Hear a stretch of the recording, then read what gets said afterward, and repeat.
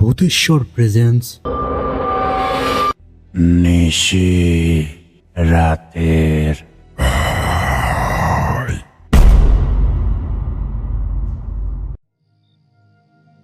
মিলির আজ একটু বেশি রাত হয়ে গিয়েছে। হবে নাই বা কেন? কিছুক্ষণ আগে যে মুষলধারে ঝড় বৃষ্টি হলো, তাতে করে মিলির অফিস থেকে বের হতেই অনেকটা দেরি হয়ে গিয়েছে। তার উপর বাস স্ট্যান্ডে গিয়েও বাস ধরার জন্য অনেকক্ষণ যাবৎ দাঁড়িয়ে থাকতে হয়েছে। প্রায় ৪৫ মিনিট দাঁড়িয়ে থাকার পর মিলি শেষ বাসটা পেয়েছে। আধা ঘন্টা পর মিলি বাস স্টপেজে নামে। মিলি ব্যাগ থেকে ফোনটা বের করে দেখল মোবাইলে এখনও কোনো টাওয়ার নেই, অফিসেও টাওয়ার ছিল না। মিলি নিজের দেরি হওয়ার খবরটা ওর মাকে পর্যন্ত জানাতে পারেনি। তার উপর তো আবার কারেন্ট চলে গিয়েছে। মিলি মোবাইলের টর্চটা জ্বালিয়ে রাখল। অন্ধকারে মিলির খুব ভয় লাগে। বাস স্টপেজে মিলি কিছু সময় দাঁড়িয়ে থাকার অপেক্ষা করে, যদি ভাগ্যক্রমে কোনো টোটো বা রিক্সা পেয়ে যায়। কিন্তু আজকে মনে হয় মিলির ভাগ্যটা খুব একটা ভালো না। এমনিতেই 9:30 বাজে। টোটো বা রিক্সার জন্য অপেক্ষা করলে আরও অনেকটা দেরি হয়ে যাবে। রাস্তাঘাটও নির্জন, তাই অন্ধকার নিস্তব্ধ পরিবেশে দাঁড়িয়ে না থেকে হেঁটে যাবে বলেই মনস্থির করল। অন্য সময় হেঁটে গেলে মিলির বাড়ি পৌঁছাতে সময় লাগে প্রায় 10 থেকে 12 মিনিট। তবে আজ যেহেতু ঝড় বৃষ্টি হয়েছে, সেহেতু রাস্তাঘাটের অবস্থা খুব একটা ভালো নয়। পাকা রাস্তা হলেও জায়গায় জায়গায় ভেঙে রয়েছে, জল কাদাও জমে রয়েছে সেই ভাঙা স্থানগুলোতে। তাই খুব সাবধানেই পা ফেলে যেতে হবে। এতে করে মিলির সময় 15 মিনিটের বেশি লেগে যাবে। মিলি আর কোনো উপায় না পেয়ে ফোনের টর্চ জ্বালিয়েই হাঁটতে থাকে। মিলি রায় কোনো রকমে পড়াশোনা শেষ করে একটি বেসরকারি সংস্থাতে কাজ করে। সকাল 9টা থেকে রাত 7টা বা 7:30 অবধি কাজ করতে হয়। মা ছাড়া মিলির কেউ নেই। প্রায় 4 বছর হলো তার বাবা গত হয়েছেন। সেই থেকেই মিলি একা হাতে সংসারটা সামলাচ্ছে। অন্ধকারে এবং নির্জন রাস্তায় হাঁটতে হাঁটতে মিলির গাটা কেমন ছমছম করে উঠল। এই বৃষ্টি বাদলের রাতে বাবার কাছ থেকে অনেক ভূতের গল্প শুনত। এখন ইচ্ছা না থাকলেও সেই ভূতের গল্পে মিলির মনে হচ্ছে। ভয়ে যেন গলাটাও শুকিয়ে যাচ্ছে। মিলি মনে মনে রাম রাম বলে চলতে থাকে।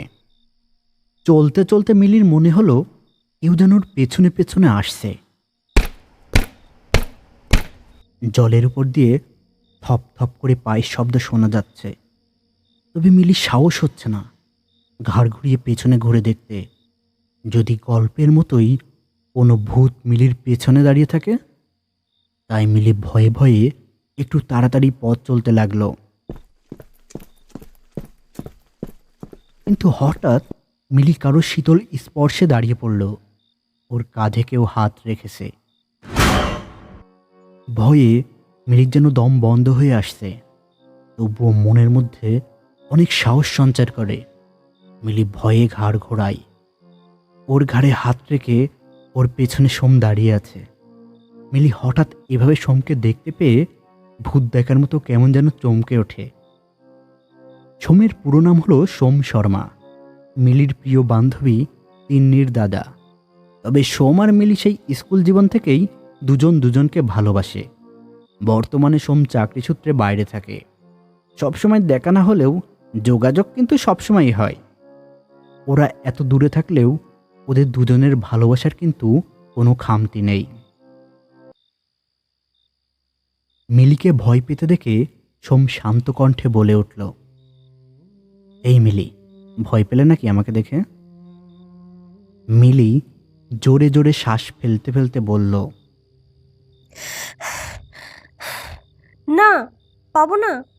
একই অন্ধকার বৃষ্টির রাত, তার উপর না আছে কারেন্ট, না আছে কোনো লোকজন।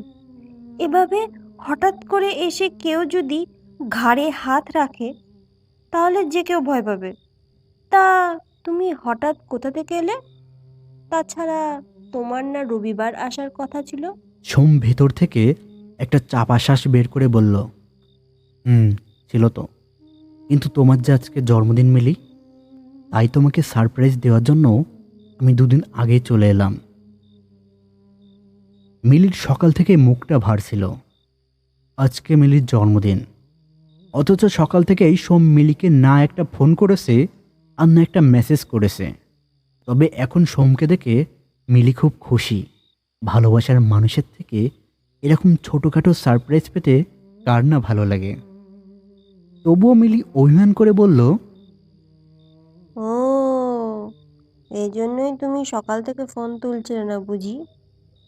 সোম শান্ত কণ্ঠে জবাব দিল, হুম। সোম আর মিলি গল্প করতে করতে আবার বাড়ির রাস্তার দিকে হাঁটতে শুরু করলো। মিলি শক্ত করে সোমের হাতটা ধরে রেখেছে। তবে মিলি একটা ব্যাপার খেয়াল করলো না। অন্য দিনের তুলনায় সোমের হাতটা আজ একটু বেশি শীতল। আসলে সোমকে পেয়ে মিলি এতটাই খুশি যে সোমের শীতল স্পর্শ মিলি অনুভব করলেও সেই অনুভূতিটা মস্তিষ্কে পর্যন্ত পৌঁছাচ্ছে না। হাঁটতে হাঁটতে ওরা মিলির বাড়ির সামনে চলে আসে। সোম মিলির হাতটা ছেড়ে দিয়ে খুব শান্ত এবং জড়তার সাথে বলে, মিলি, আমার এখন আর সময় নেই, তুমি ভেতরে চলে যাও। আর হ্যাঁ, শুভ জন্মদিন, ভালো থেকো, আজীবন হাসি খুশিতে থাকবে। কখনো কোনো কিছু না পাওয়ার জন্য কান্নাকাটি করবে না। জীবনে যেমন খারাপ কিছু ঘটে তেমন ভালো কিছুও ঘটে। তোমার জন্য কিছু স্পেশাল করতে চেয়েছিলাম, কিন্তু করতে পারলাম না মিলি।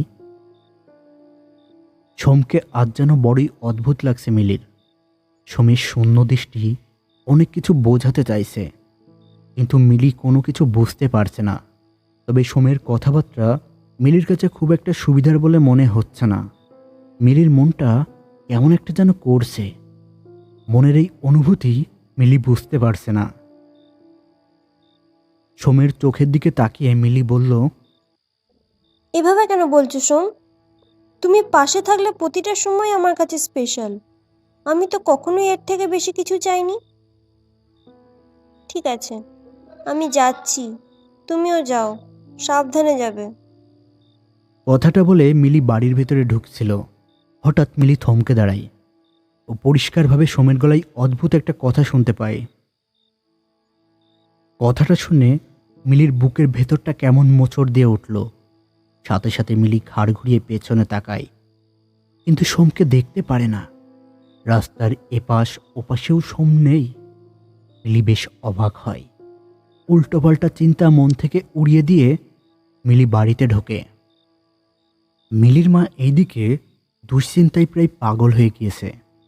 তাই মিলি হাত পা ধুয়েই সমস্ত ঘটনা মাকে বলে। কেন অফিস থেকে বাড়িতে ফিরতে এতটা দেরি হলো, সেই সমস্ত কথাই বলছিল। এমন সময় তিন্নি ফোন করে। মিলি খেয়াল করে এখন ওর ফোনে নেটওয়ার্ক আছে। মিলি ভেবেছে তিন্নি হয়তো জন্মদিনের শুভেচ্ছা জানানোর জন্যই ফোন করেছে, কারণ তিন্নিও সারাদিনে একটা ফোন বা মেসেজ কিছুই করেনি। আর এই সব কিছুই ঘটেছে সোমের বুদ্ধিতে। তবে মিলি এখন সব জানে, তাই খুশি হয়ে ফোনটা ধরল। আর ফোনটা ধরতেই মিলি শুনতে পেল তিন্নি হাউমাউ করে কাঁদছে। কোনো কিছু হারালে মানুষ যেভাবে কাঁদে ঠিক সেভাবে। তিন্নি কাঁদতে কাঁদতে বলল, তোকে কখন থেকে ফোন করছি, অবশেষে এখন পেলাম। মিলি চিন্তিত কণ্ঠে বলল, এই, কি হয়েছে তিন্নি? কান্না করছিস কেন? তিন্নি জোরে জোরে শ্বাস নিয়ে কাঁদতে কাঁদতে বলল, তোকে তোকে সারপ্রাইজ দেওয়ার জন্য দাদা বিকেলে বাইক নিয়ে বেরিয়েছিল। যাওয়ার সময় হেলমেটটাও পরে যায়নি। দাদা দাদা প্ল্যান করেছিল তোর জন্য কেক কিনবে, তারপর সবাই মিলে তোর জন্মদিন পালন করবে। আর আর তাই প্ল্যান অনুযায়ী দাদা কেক কিনতে বের হয়। কিছুক্ষণ পর খবর আসে একটা লরি পিছন থেকে এসে দাদাকে ধাক্কা দিয়ে চলে যায়। হেলমেট না না থাকার কারণে দাদা সবচেয়ে বেশি আঘাত মাথাতেই পায়। আর আর হসপিটালে নিয়ে যাওয়ার আগেই সব শেষ। দাদা আর নেই মিলি, দাদা আর নেই। মিলি কিছু বলতে যাচ্ছিল, কিন্তু তার আগেই তিন্নি ফোন রেখে দিয়েছে। হয়তো সে মিলির উপর রাগ করেছে, কিন্তু মিলির মাথায় যে কিছুই ঢুকলো না। সব হিসেব মেলাতে মিলির অনেক সময় লাগলো। সেই জন্যই সময়ের স্পর্শ এত শীতল ছিল, আর ওই কথাগুলো খুব অদ্ভুতভাবে বলেছিল। মিলির এবার সুমির বলা কথাটা মনে পড়ল, যেটা ও বাড়িতে ঢোকার সময় সুমির মুখ থেকে শুনেছিল। কথাটা ছিল, তোমাকে শেষ দেখে গেলাম। কথাটা তখন মনের ভুল ভেবে উড়িয়ে দিল, এখন ভালোভাবে সব বুঝতে পারল। মিলি বিড়বিড় করে বলল, এটাই তাহলে তোমার সাথে আমার শেষ দেখা সোম?